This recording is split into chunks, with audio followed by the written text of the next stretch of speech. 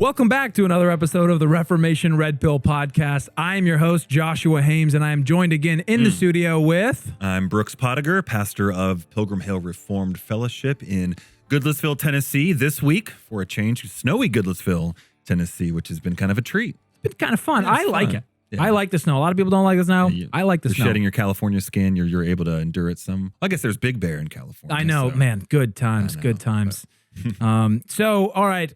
Every other week, as you guys know, as you faithful fans of our show That's know. Right, all three of them. I think we got 5 at this point. I've gotten 5 messages of people who are just delighted in the Reformation Red Pill podcast. So, as you guys well know, every other week we cover a topic, and on the off week, we do an Ask Pastor Brooks episode where we ask Pastor Brooks things. We ask him stuff and things about other stuff. And last Ask Pastor Brooks episode, we did the whole episode on the topic of modesty. With my wife. With your wife. What a delight it was. She is the best ever. I had people saying, I will watch more if you get her on. I get it. She's worth watching. She's brilliant and wonderful, and praise God for her. All right, we need to think of some excuses to have her back on. So we did that on the topic of modesty, which, good gravy. For whatever reason. Just non-controversial, right? Yeah, totally non-controversial. It's funny. It's like, I know that's, it's a bit, I knew beforehand, that's a bit controversial, but I didn't realize it, for whatever reason, the topic of female modesty.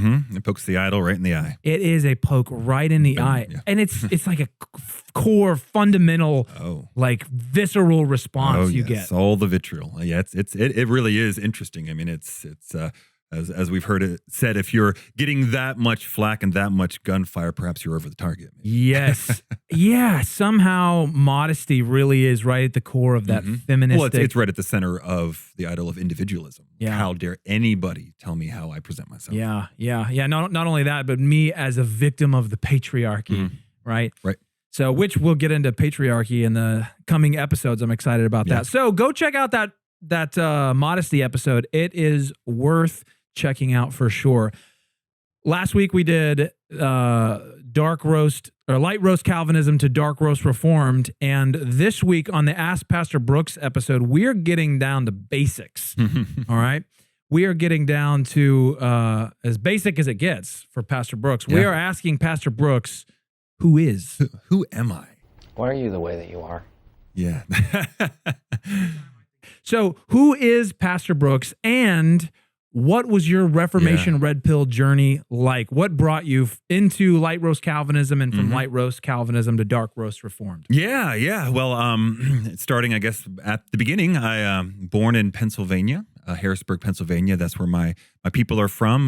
Moved to Florida when I was 6, Florida for about 25 years. And then I was in California for about 3.5 years. Then now in Tennessee going on 7 years, so that's just kind of the plot points in my journey. By the grace of God, I was born into a Christian believing household, which I am just so thankful for. Raised really just Southern Baptist mega church, kind of right down the middle type of thing, and again, so grateful for that. I got into the band world for a little while. This is one of my favorite little side quests of Pastor Brooks like Potteiger. One of the trivia questions for I won't go into that too much other than to say that was my life for about a decade. And can we go into it just a little you can try. bit? We'll see. A little. Okay, one story about Pastor Brooks. Oh boy. That just touched me to my soul. When I just moved here and I was kind of like, who is this guy that I'm following, that I'm coming under as my pastor? We went to a presbytery meeting, and he told me a fun fact for you out there who are fans of the hardcore world. Oh yeah, that's where I Tampa, live. Florida, baby. Yeah, that's the I was home at the heartbeat of it. Oh man, that's what is it? Not For Today's from there, but what is it? You know what I'm talking about? Not sure if I do yet. Oh, come on. This is the weirdest name that tune ever. It is. Anyway, so that's going to remember. Anyway, that'll be playing in the background and whatever in post. Okay. So, but he told me that Well, I want you to tell our audience how you told me about the name of a certain band. Yes. So the fun fact is I came up with the band name Under Oath. And that is actually a true fact. Even they may not even remember it, but it is true. Actually, I'm sure that Tim would and Aaron would. So 14 years old, starting an awesome hardcore band, obviously, and was just trying to come up with some band names. I was playing bass. My brother was playing drums. This dude named Luke was playing guitar. That's the guitarist name. That's what's up. Yeah. And back in the day, the way you did it, this is how you came up with band names. Is you just got the Bible and you just started to see like what words like looked cool together.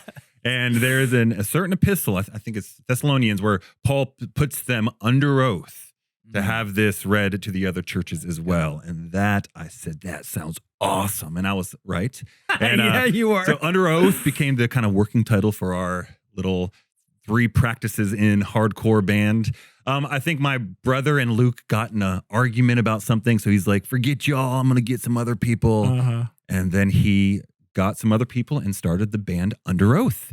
And here's another fact. Luke got Under Oath tattooed on his neck. Wow. And within a year, he was out of the band.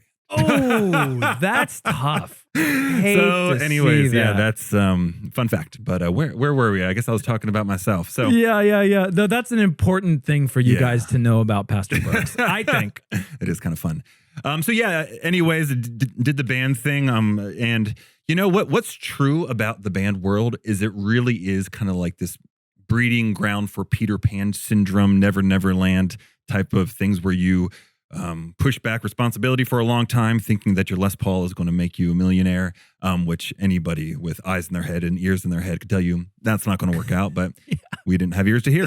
And so I just kind of drifted for some years there, even just regretfully so, was still would have called myself a Christian, but was not living at all under the lordship of Jesus Christ. And then I guess around 2000 or 2010 for me, it would have been maybe 2009. There was this brash pastor out of Seattle, Washington, who was yelling at young men. And I was one of the guys he was yelling at. And Day to Remember. Yeah. Oh, the Day to Remember. The band name or what you're saying about both of those things. Wow. That's so meta. Wow. There you go. Yeah, that is that. It's like scratching that itch. It feels good. Yeah. Got it. Yeah. And so that obviously was Driscoll. Yeah. And so I started like a million other guys in my walk was starting to listen to Mark Driscoll because it was this masculine, straightforward rebuke that we knew that we needed. How old are you at this point? At this point, I'm probably 25, maybe. Somewhere around there, maybe 26. And where are you at this point? Somewhere between 25 and 27. In Orlando, Florida at that time. And also, he was articulating the gospel in a way that I had never heard before. Yeah. Like it really was good news for my bad news. Like he's calling out all of our idols, all of our lusts, everything, pointing directly at him and saying, this is shameful. This is unworthy of an image bearer.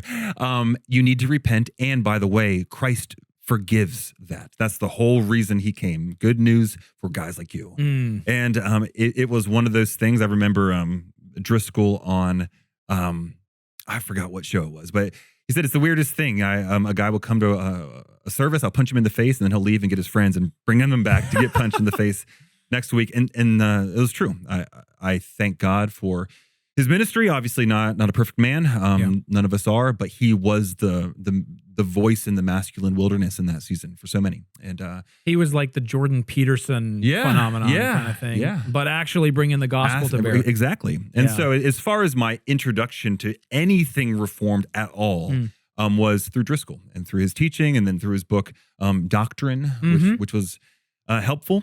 Yep. And then from there, he kind of became this gateway drug, it's a weird way to say it, to R.C. Sproul. I can't remember the first time I was introduced to Sproul. I know Driscoll did an interview with him, but I think it was through my brother that I first encountered Sproul. And the holiness of God. I mean, it absolutely wrecked me. I mean, it was just such an important word for that moment, where it wasn't just Reformed theology in the abstract, but putting God and his holiness at the front and center of all things. And then you just shutting your mouth and adoring this holy God, and astonished at his grace towards someone like you. I mean, it's the whole Calvin thing. There's two primary sources of knowledge. It's knowledge of God and then knowledge of man. Right. And the way you can truly understand yourself is by getting to know something about what God has revealed about himself. Yep. And the most essential thing about who God is his holiness, his entire otherness. And man, we should honestly just do a whole episode on holiness and the fear of God. That is so lost in our culture. It is in our evangelical world. Yep. I mean, that is the corrective. You get that back and 10,000 things automatically shift into place. It really does. I remember before we shut down the church in Los Angeles, I preached a sermon on the fear of God, and I read Bunyan's Fear of God. Yeah. Phenomenal, by the way. Go please read Bunyan's Fear of God. Little short book. But in studying for that sermon, realizing the Bible calls you to fear God, I think like twice as much, if not more, than it tells you to love God. That's incredible. And we've just totally lost that, you know? I think that's huge. So anyone, I think right now, and really over the last decade, who's been coming back to the holiness and teaching us how to fear God, you're right, that's the corrective that we need. The fear of the Lord is the beginning of wisdom. Yes. Just read that today in Job. That's the starting point. Yeah. Yeah. And we are a people who have lost the fear of the Lord. And we've become incredibly unwise. Entirely by our feelings. Yeah. And not by the fear of the Lord. Yeah. Anyway, continue. Yeah. So holiness of God was huge. And then I'm not sure if it was the chicken or the egg, if it was Sproul or Piper that actually came first, but right around that time was also Desiring God by John Piper, which it was just so paradigm shifting for me. I think growing up, I would have said probably the gospel is Jesus died so that I don't have to go to hell, which that's good news as far as it goes. But as far as what the Christian life actually was, I wouldn't have said it overtly, but I felt the Christian life was trying really hard to not do the things I really wanted to do. And so it's really this white knuckling affair of just really trying to not follow my passions. Yeah. And then Piper comes along and offers this perspective that what if God really is more for your joy ultimately than you are? What if he is the happiest being in the world? What if he is calling you further up and further in towards eternal felicity and towards life and joy and good things? It's the whole Lewis quote from The Weight of Glory. We are half-hearted creatures, fooling about with drink, sex, and ambition, while infinite joy is offered to us, like an ignorant child who wants to go on making mud pies in a slum because he doesn't know what is meant by the offer of a holiday at sea. We're just far too easily pleased. And so I think that whole book could probably be said as a unpacking of what Lewis is getting at there. And so that was just like I use the Narnia wardrobe thing a lot, but it was truly walking through that wardrobe and everything being bright and the birds chirping and the horizon exciting. And so I am just so thankful for Piper, and he was so impactful and formative in my development there. So that was your introduction into light roast Calvinism. Yeah. And about 2012 is when I really, for the first time, felt called to perhaps pastoral ministry. I remember I was taking a group of guys through the book by Driscoll, Doctrine, and it really was this oh crap feeling. Like, wait, am I being called to be a pastor? Well, let me. I want to hone in on that a little bit. What did that look like? You say I felt called to it. There's a lot of people, especially young guys, who are trying to sort out their calling. What was that like for you? Yeah. So I think it was during that season that what the Lord was doing in me during that was so impactful that I really was wondering, did I just get saved for the first time? Now I would not understand it in those categories at all, I would say, no, you're actually starting to mature a little bit. And that you're referring to kind of a different view of the covenant. Correct. Right? Right. Okay. I was a baptized Christian. I had confessed faith in Christ. Yeah, I had a wilderness season, but I was Christ's.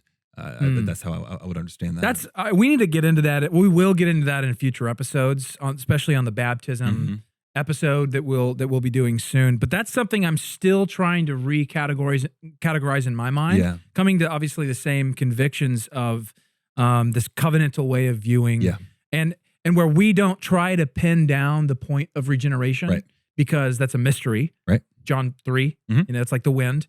At the same time, and this is why I want to get into it. We don't have time to get into all up in it this episode, but for me, it's similar to your experience. What it sounds like at 18 was such a profound change that I still am tempted to say that's when I was regenerated. You know what I mean? Even though I'm coming into this view, so I still struggle with, because I didn't love God's word. I didn't desire Him deeply, and then I did. All the while, as you said, I was still a baptized Christian. And so, do you have any thoughts on that, just at the upfront? Yeah. I think before we'll go a whole episode on it. Sure. Don't worry, guys. But I know a lot of guys are thinking through this right now too. I think I'm just very comfortable living within the mystery of regeneration as far as the timetable goes. I'm not comfortable pinning down the moment. I'm very comfortable living within the Westminster Confession, chapter 28.6, where they leave space for that mystery of could regeneration happen at the moment of baptism? Of course. Could it have already happened? Of course. John the Baptist slept in the womb. But they say, according to God's timing in the out, I can't remember I read it this morning. I can't remember the exact language, but essentially, this is not just a symbol, but it's an assurance that this is a promise of God, that He will work out all of this in His mysterious timing. And so we say, we believe that. We don't feel like we need minute, date, second of the moment of regeneration. But I would also say it could have been. Yeah. Okay. It could have been. I think that's helpful to hear. Like that may have very well have been, but I was living I was living as a Christian who was functionally apostatized before that. Right. Yeah. You're right. So your baptism still had implications for you. You had an obligation that the pagan didn't. All men have an obligation to repent to the Lord Jesus Christ. But the fact that you were baptized even more so, that there was, this call to you. Again, this can get into Hebrews 6 stuff, but that's not really probably where we're going here. But that's how that's helpful. Yeah. We can get into the rest of it in a future episode, but those are helpful categories for people who are, especially people who are just coming into this, who are trying to reframe their own story. Because when you shared your story like that, it just, like, I relate to that, and I'm still trying to figure out how to talk about my own story in light of covenant theology and this understanding of being born into the covenant family of God and stuff like that. And it's a mystery. Yeah. It is a mystery. For instance, now we are going on the tangent. Paul was convinced that Demas was regenerate. Paul 2 times sent greetings on behalf of his gospel partner, Demas. And then Paul's final letter at the very end, Demas has abandoned me. So what do you do with that? It keeps us humble, and it says every morning we wake up and we confess our faith in Christ again. Ours is to look at the fruit, and like especially as pastors and elders, to look at the fruit, and that's where church discipline and all that comes in. Yeah. That's super helpful. Let's move on, because we'll do a whole episode on this. Yeah. So it's really funny, because my grandpa was a missionary and a pastor, and he had encouraged me kind of down that path when I was younger, and as he was right to do, I so appreciate it. I actually remember, and I think he saw through the band stuff, knowing like this is a Peter Pan syndrome stuff. But I remember a moment where he just looked me in the eye and said, "Brooks, just remember that God doesn't have any grandchildren." And his point was, don't think that you're automatically in because of George Kibler. Like, you need to own this. And I'd love that. I just edited one of your old sermons for our YouTube, and I came across that quote again. And it's such a great like nugget of just like concentrated wisdom. Yeah. And it's a good counterweight to the presumption that could come with covenantal thinking. That's right. If you don't, you have an obligation. You're not just automatically go to heaven free, get out of hell free card. Mm-hmm. You have to take hold of this by personal faith in Christ. And that stuck with me, man. Yeah. That stuck with me.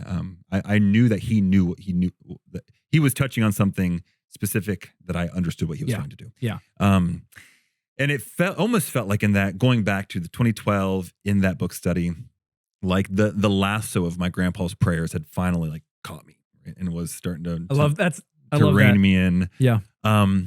And as far as what that calling felt like, it went from a very clear shift in great excitement about the gospel, great excitement about gathering men to share this with them, to a jealousy for these men and a jealousy for their marriages and a jealousy for their growth and godliness.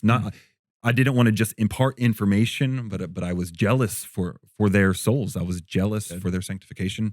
Felt a pastoral love and responsibility that was starting to kick up in me. And so that's part of how I knew I believe that the Lord was calling me.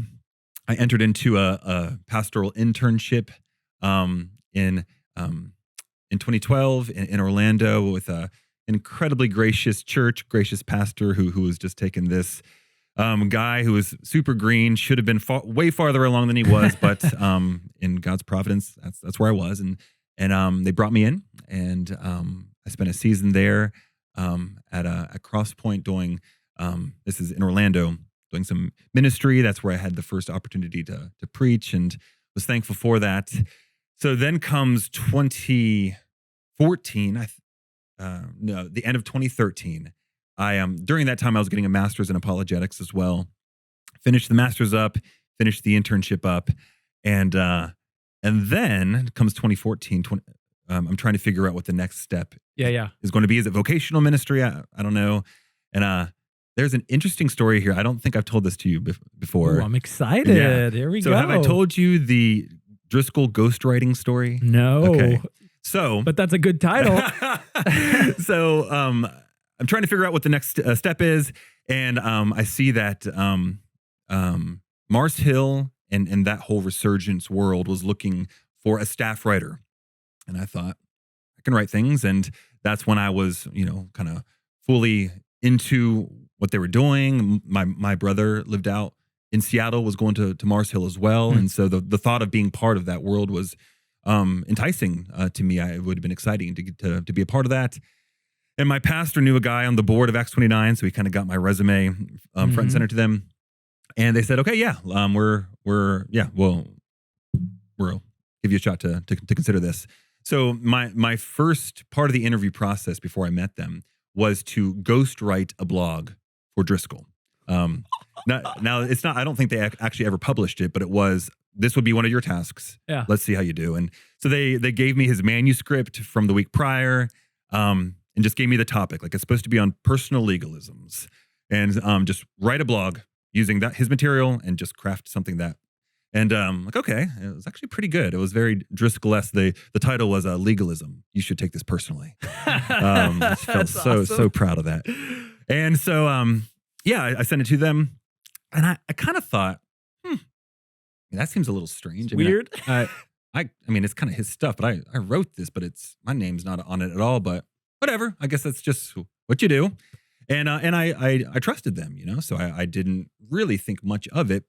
But in the providence of God, it was that week that I was flying out for the interview in person that the ghostwriting stuff hit the fan with Driscoll. Wow. And so one of the central controversies in the evangelical world that week is literally what I was going to interview for. And so I am just so like, what the heck? So this is the fascinating part. It might even that wasn't the fascinating part. Here we go. This might even make you a charismatic. It's the night I'm in Seattle. I'm at my mom and stepdad lived out there during that time as well. I'm at their house. The next morning is when I'm going into the Mars Hill warehouse to interview. And I say to them, I just don't know what industry standard is. That's my language. I'm not in the writing world. I don't know what industry standard is. This is true, I promise. John Piper tweets within the hour, if industry standard is lying, then reject it. Oh my! Slain in the spirit. Oh, come on. So here I'm got Driscoll on one side, then Piper on the other side. And Piper made the point too. I had never even considered it, but that Paul didn't even write Romans. Tertius wrote Romans, and at the end, Tertius even says, "And by the way, I wrote this with my own hand. I say hi as well." Wow. And Piper was like, "Bro, if Paul can give Tertius a shout out, who are you to not let the so?" Man, That's a true story. So I long story short, interview for the process. It became very clear this is not something that I want to be a part of. wow. In that capacity. So they offered me the job. I ended up turning it down. Was that kind of a moment for you? I don't know, an aha moment for that whole world. I think, what is it?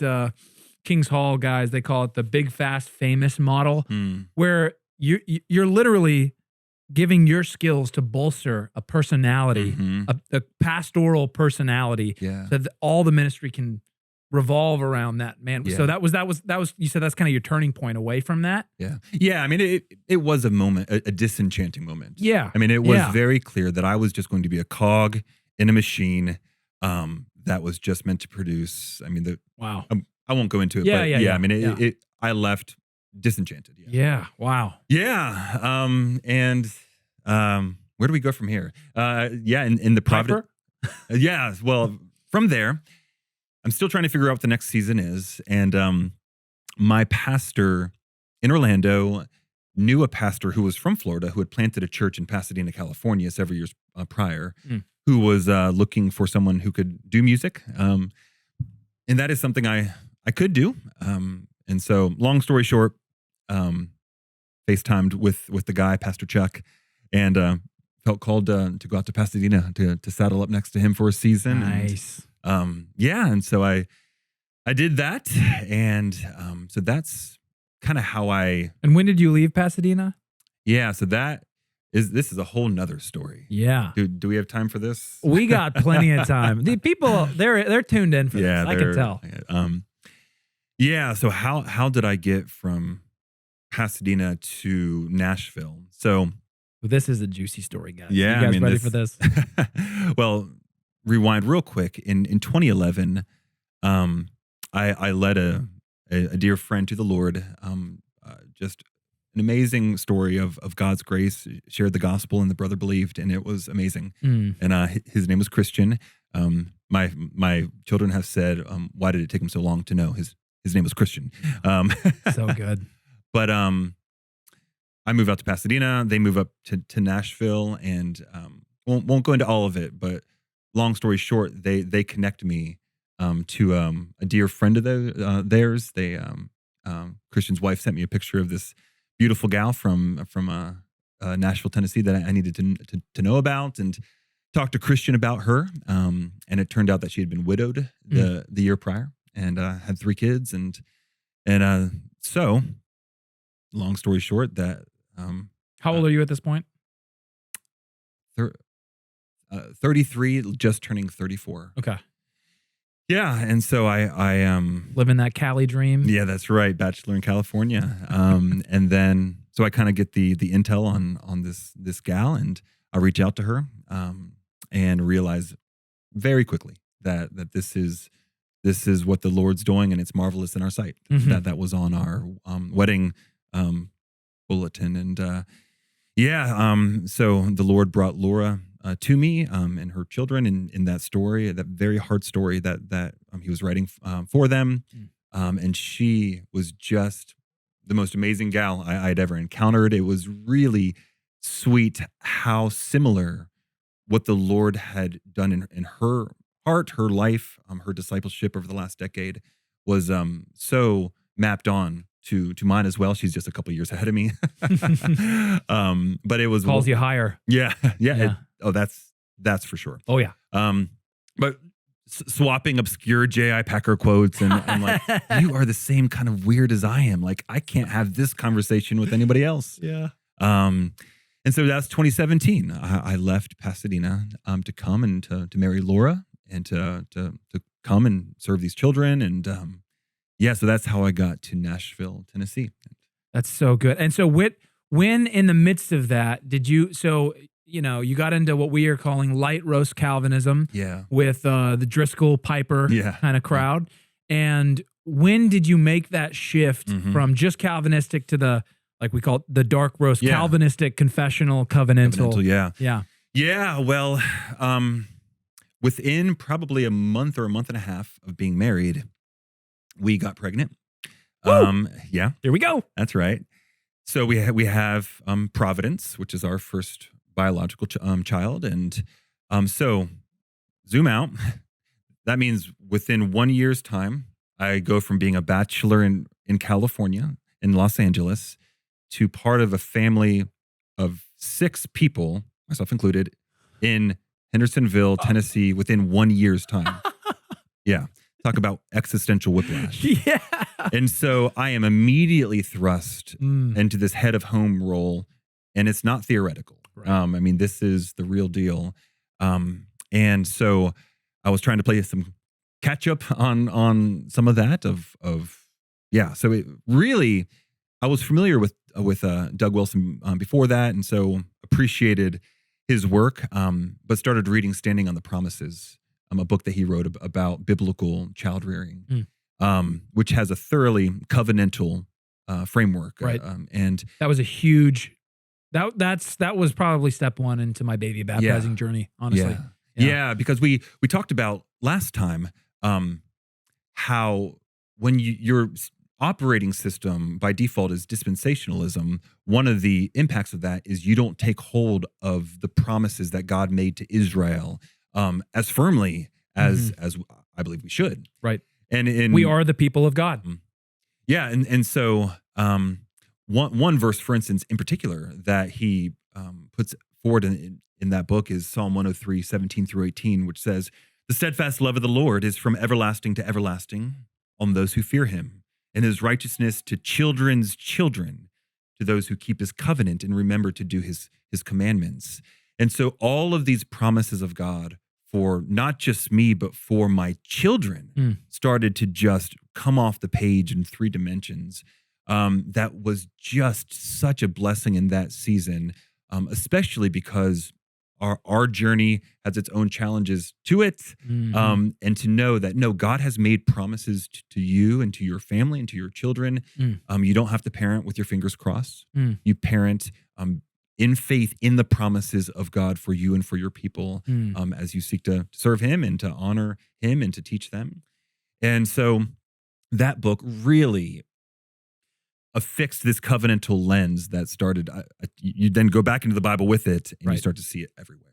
Yeah, that book was huge for me, especially when he got into, and we don't need to get into it on this episode too deeply, but when he got into kind of explaining the idea that God has promises for our children, because the reason people reject that is because kids apostatize. And we see that. That happens, and so then we explain that away to mean, well, therefore, those promises must not actually be for us. Right. Because I've seen people apostatize. Right.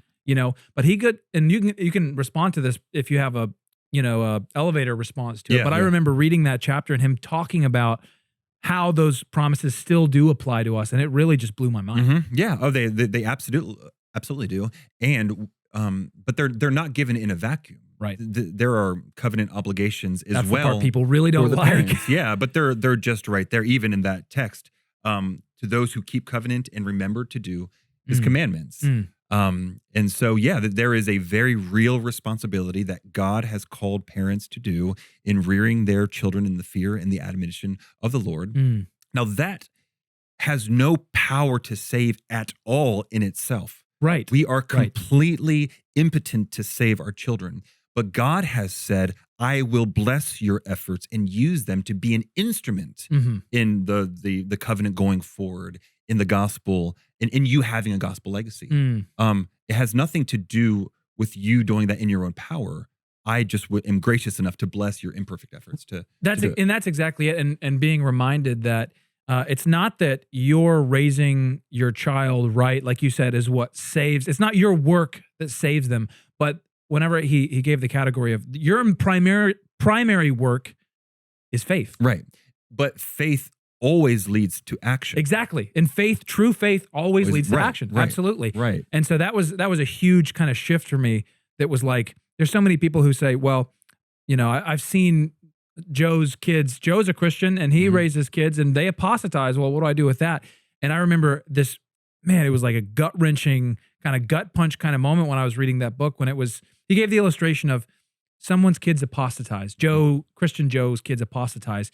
And what our temptation is to go to them and say, oh man, you did your best. What can we do? You did your best. We can just pray for him. And he knows that he didn't do his best. He knows that. And so it's like putting a Band-Aid like on a stumped leg, right? It's to say you did your best. Because what he needs right there is not hollow encouragement. He needs to repent for all the areas that he's failed to disciple his child so that he can receive the grace of forgiveness. Right. And even if he can't articulate exactly where he went wrong, part of being the covenant head of home is taking responsibility. Exactly. So it's as painful as that is before the Lord, I own that. I take responsibility for that. This is Job 1, where he's offering sacrifices on behalf of his children who are partying because it could have been that they have disgraced the name of the Lord in what they're doing. This is a picture of a man who is taking responsibility for his children, and that's a heavy thing, but that's what we're called to, and God really is incredibly gracious when the covenant head of home will say, it may not be my fault, but it's my responsibility, and oftentimes it is more of our fault than we would even admit, or can even recognize. Right. So getting back to it, you're now in the deep end of going from no covenant head of household responsibilities to a household of 6 with more to come soon. And to be clear, at that time, it's 6 total in the family, me and Laura, and then 4 kids. Right. But then since then, we've added 2 more. So there are 6 total. But 6, man, that's so so I think that just really set me on this journey of understanding covenant theology, of understanding pedobaptism and the arguments for it. And it really culminated in kind of a waking up one day and saying, oh, I'm Presbyterian. Oh, that's what that word means. It's all the things that I've been starting to. And where was Laura at in this journey? It's really funny you ask, because when I finally was like, okay, Laura, I think we need to baptize our babies. She's like, oh yeah, I've always thought that made more sense. I was like, oh, well, now you tell me. I told you she's always a couple years ahead of me, but she didn't take any convincing at all. She was very suspicious that we discipled towards doubt and towards an emotional response by this rebaptizing, and she never felt comfortable with letting an emotional decision that was made in a situation that was meant to be very emotionally charged being the indicator of regeneration, minor chords and dark light. She's like, no, she's already thought covenantally. That's good. That's good. Yeah. So that was that's how you ended up. That was your journey into dark roast, was the responsibilities that you were thrust into. Now I need to figure this out. And then by the grace of God, he kind of, well, in the midst of that, who were you mentioned Doug Wilson, Standing on the Promises. Who were some of your major influences as you got Reformation red pilled? And maybe who were those influences, and maybe what are some of the resources that stick out to you as incredibly important in your journey? Yeah. I think first and foremost, as far as pedobaptism goes, Wilson's book, To 1,000 Generations.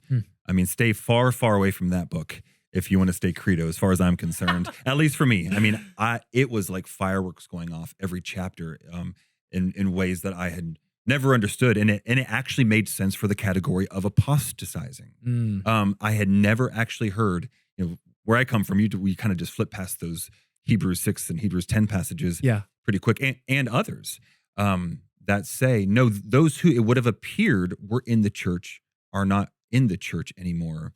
Well, either you can lose your salvation, which we don't believe, or we need another category. And that's, people who were, in a sense, part of the church, but now are no longer. That's so funny you say that. It was a couple of weeks ago, I was on Twitter, because I think that may have been what finally pushed me over the edge into paedobaptism. Mm-hmm. I had a guy on Twitter who I did some kind of baptism, a post about paedobaptism. Yeah. And he's like, I've been tracking with you on all your other stuff on here on Twitter, but then you get to this baptism thing, and I'm a Calvinist. I don't really understand how that makes sense of perseverance of the saints. Mm-hmm. And I just typed out this big long message that was basically like, funny that you asked that. That's one of the main reasons that convinced me of the covenant position, the paedobaptistic position, because I think that this covenant category, you've got pagan and you've got covenant Christian, and then there's also a category where you can be in the covenant but not regenerate. We don't know who those people are, Mm-hmm. but that category makes sense, like you said, of all the apostatization. Yeah. And it's the category of visible and invisible church. Exactly. And there is an objective, visible church. Mm-hmm. All baptized Christians. Right. Yeah. And so I shared that with him, and I basically was like, this is what makes sense of all the passages where it looks like someone's losing their salvation. They went out from us because they were not of us. Or the Hebrews passage that they abused the blood of they trampled underfoot the blood of the covenant by which they were sanctified. Wow. These are people who had participated in the blood of the covenant. Yes, and the Holy Spirit. Yeah. And that is wild. So I put those few verses, and then he just goes, uh-oh, am I about to become a Presbyterian? Yeah. Like, you are. Probably. Anyway, so. No, but it really helped me make sense of so much of the scriptures just in total, and even categories like that. And as far as people that were significant, obviously I mentioned Wilson, so helpful, biblical. Sproul is huge. I think I don't know if I've told the story on this. What are we doing? What's this called? A podcast. That's right. Yeah. Of when I went to Sproul's church for the first time, and he had just been laying a concrete foundation of theology in my walk. I just saw him as the most biblical man I'd ever seen. And then they baptized a baby. Seriously, I had no category for it. But these years later, obviously I was eager to hear from Sproul, and he just so helpful. He has a little track called "What is Baptism?" And that's very helpful. J.I. Packer is always good. One guy in particular as well, J.C. Ryle. Okay. He has a little chapter in an old, well, of course it's an old book. He's like 200 years old, but it's called Knots Untied, and it's Ryle just speaking into some controversial issues in the church, and one was on baptism. And I think he may have been the first one who made the point, kind of the argument from silence, where if it was true to a Jew that they could no longer, who was becoming a Christian, that God did not consider their children part of the covenant community, it's hard to imagine a more not horrifying. Scandalous. This would have just been so scandalous, and yet there's not a word about that in the New Testament. About the change from the old covenant to the new covenant of the inclusion of children. And so his article there was helpful. That's one of the biggest arguments in my opinion. Yeah. Kevin DeYoung, I appreciate him and what he wrote on it. And then there was this one letter, and this actually was the definitive moment for me, where after reading it, I said, okay, the journey's done. I'm going to keep learning, but I will now acknowledge that this now is my position. It was a letter that a Presbyterian pastor who used to be Baptist wrote to his daughter when she was maybe 17.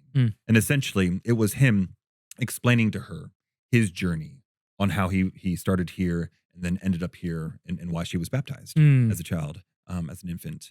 And he just made some really compelling points. And again, perhaps if we have resources, I'll we'll put all of these in the description. Yeah, sure. I can't remember his name. He's not like a famous pastor, but yeah, good. That's great.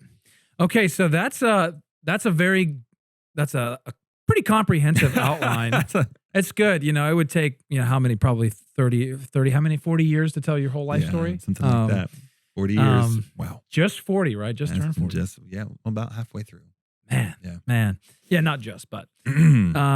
So you are currently an ordained CREC pastor. You planted our church, Pilgrim Hill, 3 years ago. Yeah, I'm coming on 3 years. Yep. Coming up on 3 years. And we officially became a CREC church just this year. So a member church. A member church. Yeah. We were a mission church That's before, right. and we're officially a member church now. So a lot of folks out there who are kind of following us along on they're exploring the Reformation red pill landscape, and they're hearing guys like Doug Wilson, Toby Sumter, and some other guys in our denomination. I want to give them a little bit of background on what is the CREC. One, first of all, let's actually say, why did you plant Pilgrim Hill? Yeah. And then we'll get into why did you plant Pilgrim Hill as a CREC? Yeah, well, I mean, I think it's just a continuation of what we've already been talking about. So all of this was stirring in me. And so theologically, I was starting to be in a different position on some important things on the tradition that I had been a part of or where I had been. And then when all the COVID stuff and all that stuff happened, I just was starting to feel more and more like I was in a different place from where I had come. And you came from the Acts 29 world, same as me. Yeah, that's right. Yeah. And then during that time as well, we had a new members class even last week that I shared this with. But the way I tell the story is I received an email from a person I had never met with a story that I had never read before. And it was a story starting in the 1600s about a man named Heinrich Kubler, who was a Christian, but was where he came from was very decimated by the 30 Years' War and Catholic oppression on Protestants. During that time, a man named William Penn came to tell of this wonderful free land where you could worship Christ freely. Obviously, Pennsylvania, William Penn, and Johann's son Heinrich, or maybe it was his grandson, ended up in the 1700s making the journey from Germany to Pennsylvania. And once he got there, his name became Kibler. And it so happens that my grandpa's name is George Kibler. And so what I was reading was the Kibler genealogy. Wow. And they had already, at that time, I only had Providence. But it was a 100-page document about... Providence is your child. Providence is my child. That's right. That's right. To be clear, it's my daughter. Yeah. But they had, it was a genealogy. They called it the Kibler Chronicles. Starting with Heinrich in the 1600s, and they had already added Providence. That was the last person. Who did this? It was a Kibler in Florida somewhere who was just putting this all together. So cool. So even on Facebook, they had got pictures of Providence, and already in this doc, I'm looking at my daughter at the bottom of this story. And cool. We all know that we have a story, but to realize I was born into a Christian home as a Christian in Pennsylvania because 200 years prior, Heinrich did an unspeakably hard thing for so that I would inherit that. And that just really reinforced this covenantal generational thinking that was happening in me. And meanwhile, our culture is just going to hell. I mean, it's just so bad. And I just felt called to, we need to build again. We need to sow seeds now that by grace, our great-grandchildren, if God was kind, would be able to inherit. So good. And so I don't want to be downtown. I want to have a church in the town I live with or live in.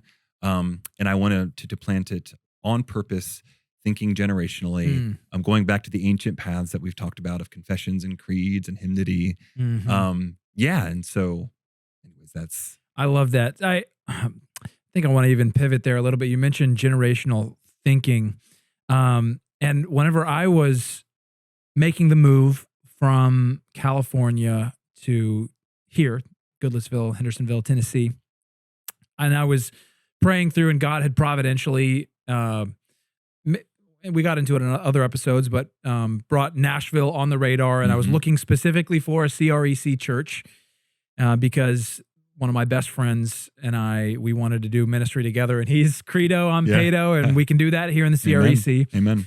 And but I was looking for a church that I can come help serve at, that I can come bring what gifts and talents God has given me to help serve the church. And I came across y'all's website, and your mission statement says Pilgrim Hill cultivates sturdy, maturing Christians across, vision statement. Pilgrim Hill cultivates sturdy, maturing Christians across generations for the glory of the Lord and the gladdening expansion of his kingdom. Yeah. And something that stood out to me, even when I first read that, was that line, across generations. Yeah. Because I feel like I've heard a version of that statement. I mean, in the church planting world, you're thinking of your vision statement, your mission statement. So in planting in California, we've looked through 1,000 vision statements, mission statements. We're praying through it. And I feel like I saw a version of this vision statement 1,000 times without that across generations bit. But that across generations phrase made this really stand out in the crowd of church vision statements, as it were. This the theological, ecclesiological world I came from doesn't seem to champion generational thinking. Yeah, I mean, it's just something that we have lost. I mean, we are a very narcissistic YOLO culture, and that has impacted the church's thinking. And so that's part of the Reformation is having the vision of Heinrich Kubler to who cares about me, but I want to do something today that then will bear fruit in generations to come. And so I just wanted to self-consciously, do something for our grandkids on purpose. I think that's one of the most beautiful, delectable fruit of the dark roast Reformed crowd is that there is this self-conscious effort.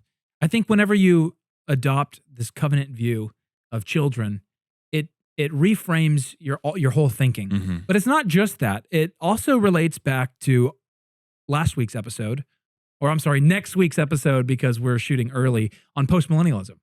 Because the covenant thinking makes you think generationally to begin with, but then whenever you take this hopeful eschatology, it changes the game. Yeah, absolutely. I mean, it's the expectation that Christ's kingdom inevitably will expand. Yes. It cannot be conquered. Right. It is the mustard seed that will overtake the garden.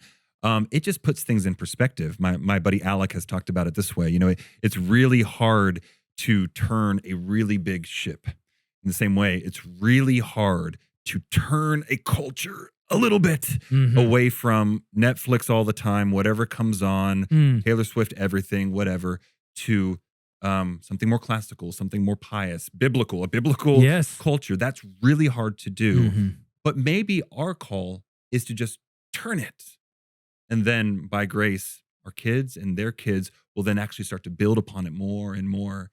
Well, not only that, but just, if you take the ship analogy, just the slightest turn is going to put you going thousands of years down the road. You're going in an entirely new direction, way different than the direction you were going before. And I think that is our role, is when you don't think long-term like this, you're thinking like, what's the most I can do right now? And I think what you do is you build kind of straw houses in a bunch of them, because you're like, what's the most I can do? I can put it all together, do it really fast, instead of thinking, like the illustration they use in King's Hall with the cathedral building. Instead of just throwing up shanty towns, we're actually building a beautiful, robust culture, and it's one brick at a time. Right. You might not actually, you won't get to worship in that cathedral. Yeah. That's okay. What you did was the bottom of what needed to be built to build on top of it. That's right.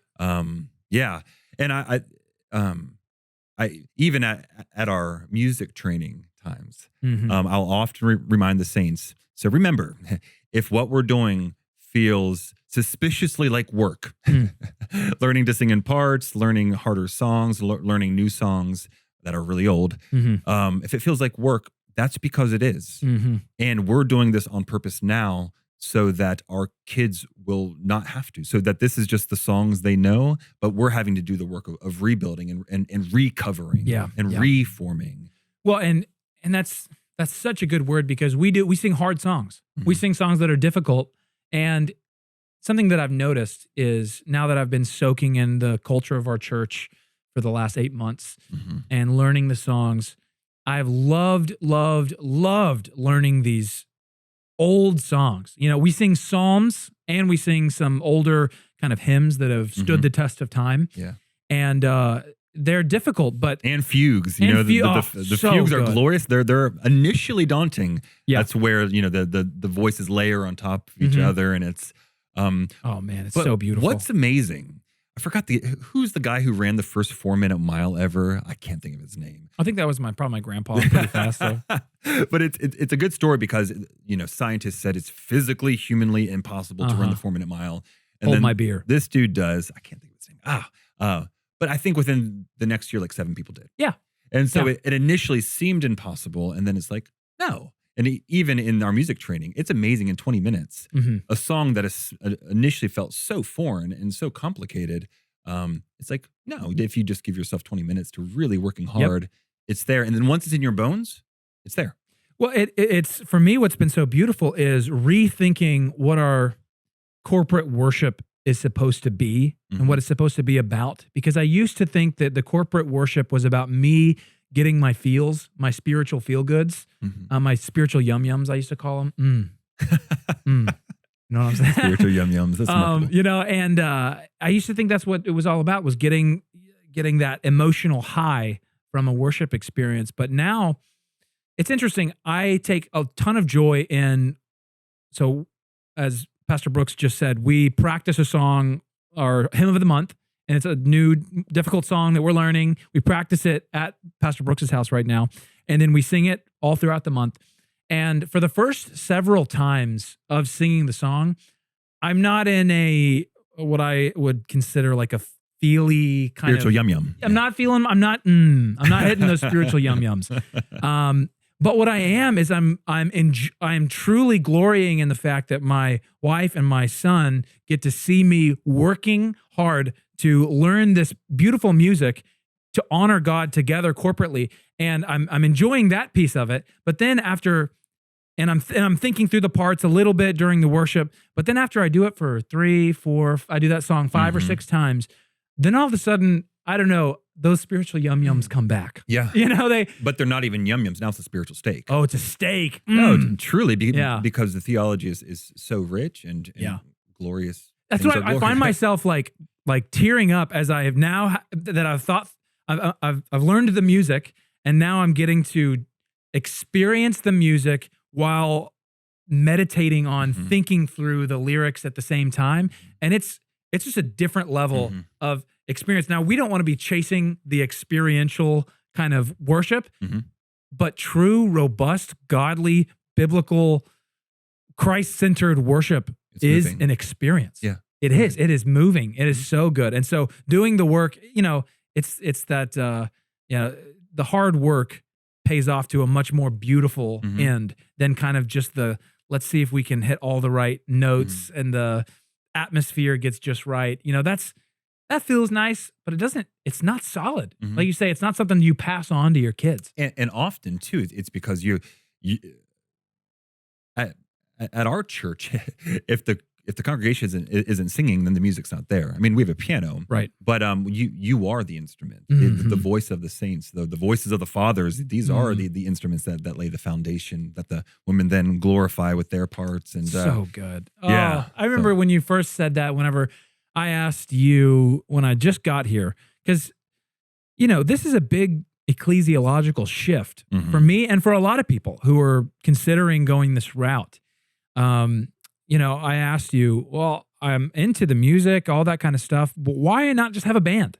And I remember our discussion, you saying that, it's not that a band is wrong or sinful or anything like that, but like what you just said stood out to me so intensely. And I think about it a lot, where the voices of the saints are the primary instrument of worship. And then because we have a horn, we have a trumpet sometimes, and we'll add in different instruments, but the idea that anything that would detract or distract from the primary instrument being our participation as the saints in worship, we don't want to go that route. Anything that would tempt us to distraction. Right. And that was like it just clicked into place for me. I was like, yeah, that totally makes sense. Now, that's not hating on anyone with a band or anything like that. You'd make do with what you got.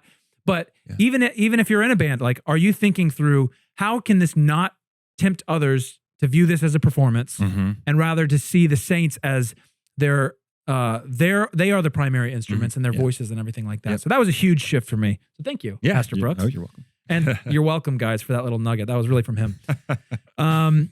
Okay, so that's why did you plant Pilgrim Hill? So in summary, you planted Pilgrim Hill because? In summary, because I wanted the Lord to cultivate sturdy, maturing Christians across generations for His glory and the gladdening expansion of His kingdom. I wanted to go back to the ancient path to create something sturdy that our grandchildren, if God would be kind, could inherit. I love that. So you planted not just a church, you planted a CREC church. Mm-hmm. And why don't you just tell, and we're about to finish up with this, but why don't you just tell our audience, what is the CREC and why did you decide to plant with the CREC? Yeah. So it's a denomination, a really small denomination. I think we have maybe less than 150 churches. So it's a tiny guy. Growing. Yeah, we are. Yeah. It stands for the Communion of Reformed Evangelical Churches. Why did I do this? Well, I knew I wasn't going to plant in the former context I was. I was kind of going in a different direction, but I also knew I didn't want to be independent. Part of what I wanted, the whole reason was I wanted to get tethered to something confessional, denominational, so that I wouldn't be doing this from scratch alone, but would be tethered to something sturdy. And there really weren't a ton of options, especially during COVID and this social justice stuff. There was so much wavering, it felt like, in so many places. But there stood the CREC, just this stalwart. Yes, stalwart, scrappy bunch. And really, I may have told this story. Forgive me if I have. But in God's providence, shortly after deciding to plant, I went to a conference down in Huntsville that Vodi Bakum was speaking at. And I didn't even know it was a CREC kind of conference. But I show up and there was just 250 men just singing psalms a cappella. And it was just so wonderful. And I was so moved and just thought, this is what I'm longing for. This. And there was a guy named Larson who had put the conference on and was leading and emceeing it. And just connected with him afterwards because even coming from the Acts 29 non-denominational world, kind of even the process of how do you even get in here? How do you plant in this church? What does ordination look like? I didn't even really know how all of that. It's almost like you're peeking over a wall, but you don't know how to. And so Larson was just a wealth of encouragement and a wealth of information. And so he really encouraged me that, oh yeah, you can absolutely do this. Gave me some tips. And then in God's grace, there's one other CREC church in the Nashville area. Pastor Joe Thacker is the pastor there. And I think I just cold emailed him. Sounds familiar. Yeah, there you go.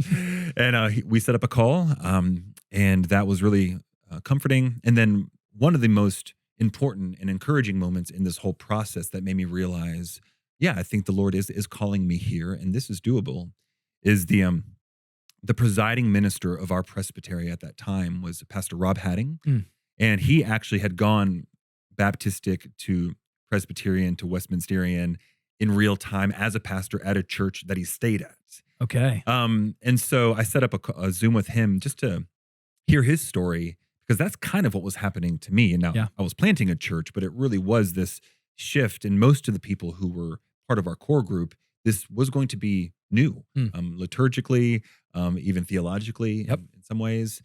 And so it just kind of felt like an older, seasoned pastor putting his arm around me and just giving me some wisdom, calling me to patience, but also courage in the process. And that, there is a seat at the table for you. There's a process here, and you can get on that. And so I did, and here we are. Did you? Whenever I made this transition from Acts 29 / Soma, the world I kind of came from, into the CREC, I got worried emails and conversations, people concerned. What is that about? Why are people concerned about me? Or did you got that too? Oh, yeah. What was that about? Why are people concerned? Yeah, I would say it's primarily because of slander. That the CREC has been misrepresented, and then obviously Doug Wilson is the most famous voice in the CREC, and he has been thoroughly and utterly slandered to high heaven about calling him a racist and slavery stuff and all of that is just untrue. There's that, and then there's also this tricky bit called federal vision that, so really two things is what freaks people out the most, federal vision and paedo communion. Again, those would be episodes in their own right. But I saw that to be really a bogeyman that wasn't scary.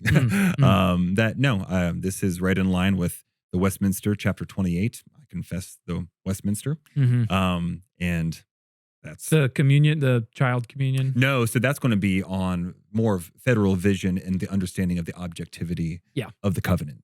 And that baptism is not just a nice symbol that makes us think hopeful thoughts that will someday be true, but that God is actually, this is actually accomplishing something in real time. This child is being brought into the covenant community, and we don't just see it as a symbol, but we are trusting God that grace will actually happen to them. And again, Westminster 28:6 speaks well of the mysteriousness of the timing of all of that, but it's not just a symbol. It is something objective. God is doing something objective in that moment. Yeah, wouldn't that be more in the, it seems like so many people are, I guess it would be neo-Calvinistic or even kind of gone that Zwingli route where it's just like these means of grace, the baptism, the Lord's Supper are just purely symbolic. There's not a real thing that's happening there. Right. Yeah, and so we're going to want to push back on that. Like I don't put on the federal vision button or wave the flag. That was a controversy in 2002. We are Westminsterian. And I also am not afraid of that because, again, I think it's a bogeyman to keep people suspicious of something really good that the Lord is doing in the CREC. Man, there's fruit that speaks to that, and that like we found out at our last Presbyterian meeting, there's tons of churches that want in, and now it's a matter of like, okay, what does that look like to expand the CREC in a way that actually maintains the identity and healthy growth and and that's really exciting. It to me it feels as though it seems as though there's a reformation afoot in the hearts of God's people. And and even going back to the original question, now that I'm thinking about it, this is truly just riffing. I remember thinking these are a people who are reformationally minded on purpose. And I believe that a reformation needs to be happening in the church. And I remember leaving my first Presbyterian meeting. This is before we were actually in. And Pastor Thacker looking at me and saying, these are the men that I want to be in the trenches with right now. Amen. I feel the same way. Yep. Oh, that's so good. Well, this was good. This was fun. I feel like people now have a grasp of the Pastor Brooks that they're asking questions. So for you out there who have theological questions, ecclesiological questions about hardcore music and bands, Pastor Brooks is your guy. That's right. And so you can ask us on Twitter. You can ask me on Twitter, and I can filter out and figure out, okay, what's going to be on the Ask Pastor Brooks episode. Or first priority goes to anyone who is a Patreon supporter. So we have a Patreon for the podcast. If you really want to support what we're doing, go check us out. Support us on Patreon. Turns out creating high quality reformational Christian content is not cheap. Right. And my hope and my dream is actually to do this full time, help produce podcasts like this. So if you want to support this, go check us out on Patreon. Yeah, and even though he says I am the co-host, and I am, Joshua Haymes works his butt off to make this stuff happen. And I have no butt. It's gone. It's gone. Off. It's off. And so support his efforts here. Well, and with that, we're going to just give you our normal charge. And I say it's normal. It's very exciting. We pray and we create and craft these resources to help you in your journey, your Reformation Red Pill journey, but ultimately this is so that you would be able to build, defend, and expand the kingdom of our Lord Jesus Christ. And with that, we'll see you on the next episode. Amen.